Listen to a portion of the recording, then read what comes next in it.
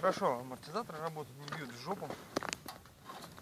Потому что обычные, стандартные, они, конечно, долго как возвращаются. Ну, отыгрывает он хорошо. То есть при нагрузке, когда я еду, он, блин, все кочки отыгрывает. Ну вот видно, наверное, даже будет цепь.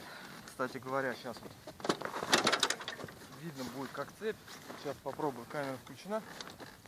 То есть как цепь натягивается, когда нагружается зад.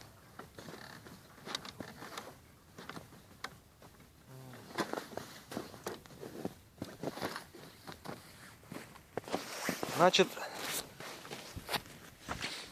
что касается задних амортизаторов, я их перебирал. Ну, не менял там ничего, никаких сальников, просто очистил, отмыл, залил масло. Если не ошибаюсь, то 150 грамм обычного моторного масла заливается туда.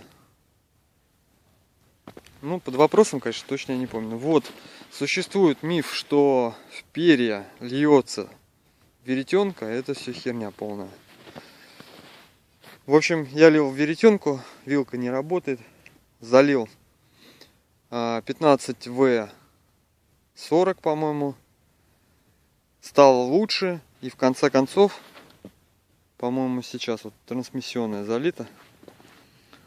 Вычитал я в конце концов, что масло туда густое идет в вилку.